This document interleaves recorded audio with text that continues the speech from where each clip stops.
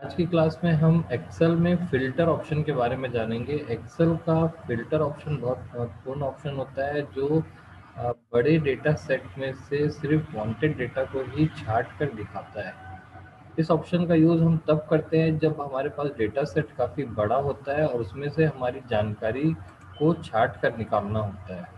तो यहाँ पर मैंने सैंपल के लिए एक डेटा सेट बनाया हुआ है और इस डेटा सेट में से अगर मुझे मार्केटिंग वाले सारे पर्सन्स का नाम देखना है, ऐसे पर्सन जो मार्केटिंग करते हैं।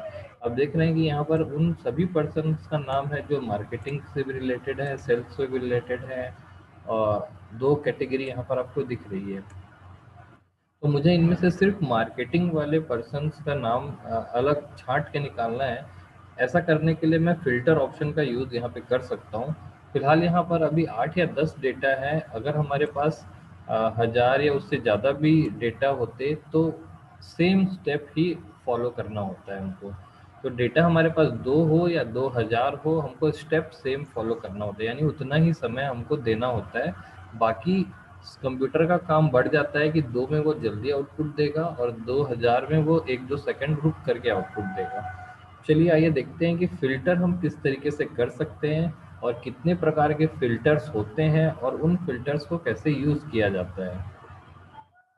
किसी भी डेटा सेट पर फ़िल्टर ऑप्शन लगाने के लिए सबसे पहला हमको उस डेटा सेट को सेलेक्ट करना होता है। तो मैंने इस डेटा सेट के रेंज को सेलेक्ट कर लिया है।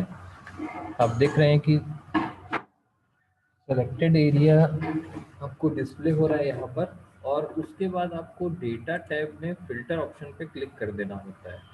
फ़िल्टर ऑप्शन पे क्लिक करने पर ऑटो फ़िल्टर यहाँ पर अप्लाई हो जाता है। आप देखेंगे कि फ़िल्टर मेन्यू में 2 तरीके के दिख रहे हैं आपको, एक फ़िल्टर है और एक एडवांस फ़िल्टर है। ठीक है, तो मैं ऑटो फ़िल्टर यहाँ पर अप्लाई कर देता हूँ। फ़िल्टर का शॉर्टकट होता है control shift plus L. Filter apply करते ही आप यहाँ देखेंगे कि ड्रॉप डाउन्स जो हैं इसकी हेडिंग्स में आ जाते हैं। इन हेडिंग्स के द्वारा आप फ़िल्टर कर सकते हैं। याद रखिए फ़िल्टर ऑप्शन हमेशा कॉलम्स पे अप्लाई होता है। कॉलम्स से हम फ़िल्टर करते हैं और रो को वो फ़िल्टर कर देता है। क्लियर है? अब जैसे मुझे मार्केटिंग वाले एम्प्लॉइज़ का नाम देखना है, तो मेरी जो क्वेरी होगी वो ये होगी कि हमें उन एम्प्लॉइज़ का नाम देखना है जहाँ डिपार्टमेंट मार्केटिंग है। उन एम्प्लॉइज़ का नाम बताइए जहाँ डिपार्टमेंट मार्केटिंग है। तो हर फ़िल्टर में कुछ न कुछ कंडीशन दी गई होती है। उस कंडीशन के अकॉर्डिंग ये वाली रो उस लिस्ट में आएगी या नहीं आएगी, एक्सेप्ट होगी या नहीं होगी, ये डिसाइड होता है। तो आप यहाँ पर देखेंगे ये कंडीशन है डिपार्टमेंट इक्वल टू मार्केटिंग। तो ये कंडीशन जो है फॉल्स हो रही है क्योंकि इसका डिपार्टमेंट सेल्स है। तो ये रो नहीं आएगी, गायब हो जाएगी, हाइड हो जाएगी। सेकंड वाली जो रो है यहाँ पर लिखा हुआ है डिपार्टमेंट इक्वल टू मार्केटिंग और यहाँ पर कंडीशन ट्रू हो रही है, तो ये रो डिस्प्ले होगी। क्लियर है? तो चलिए आइए देखते हैं कि यहाँ पर हम कैसे लगाएंगे।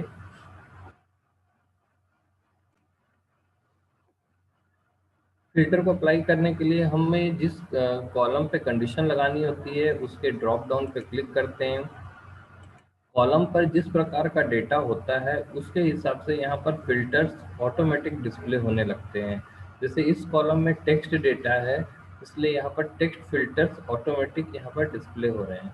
तो अब टेक्स्ट फ़िल्टर में अब यहाँ पर देख पा रहे होंगे कि दोनों कंडीशंस यहाँ पर सेलेक्टेड हैं। आप चाहे तो यहाँ पर सिर्फ मार्केटिंग को सेलेक्ट करिए या फिर टेक्स्ट फिल्टर में इक्वल टू मार्केटिंग आप लगा दीजिए। दोनों तरीका जो है वो अप्लाई कर सकते हैं। ओके करते ही आप देखेंगे कि यहाँ पर सारे मार्केटिंग वाले जो एम्प्लॉयज़ थे सिर्फ उन्हीं की लिस्ट छट कर डिस्प्ले हो रही है।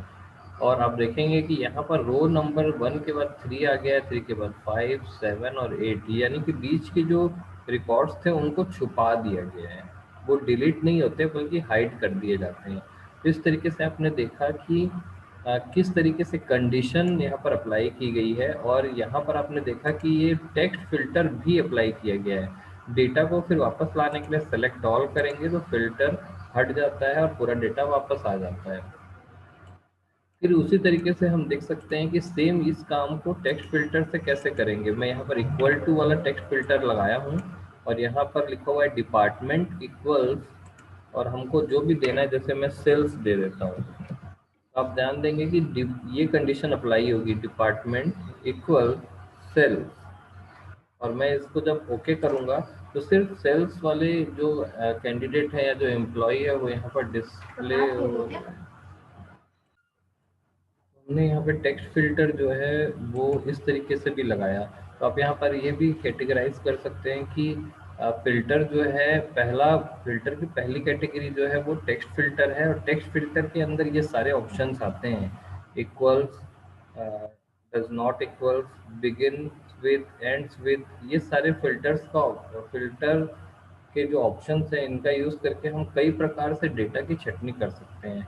जैसे मुझे उन सभी लोगों का नाम देखना है जो जिनका नाम ए से स्टार्ट हो रहा है या जिनका नाम एम से स्टार्ट हो रहा है। मैं एक और एग्जांपल आपको बताता हूँ।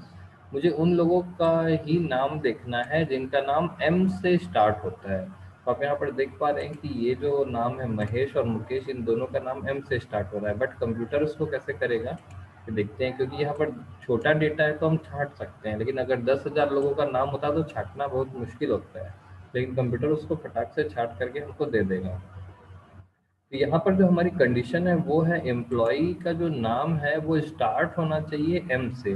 तो जैसे ही हम यहाँ पर कंडीशन के लिए अप्लाई करने के लिए यहाँ पर क्लिक करेंगे, टेक्स्ट फिल्टर में आएंगे, हमको एक ऑप्शन दिखेगा बिगिंस विथ। बिगिंस विथ में हम यहाँ पर लिख सकते हैं employee name begins with M, सिर्फ एम वालों का डेटा दिखाएगा।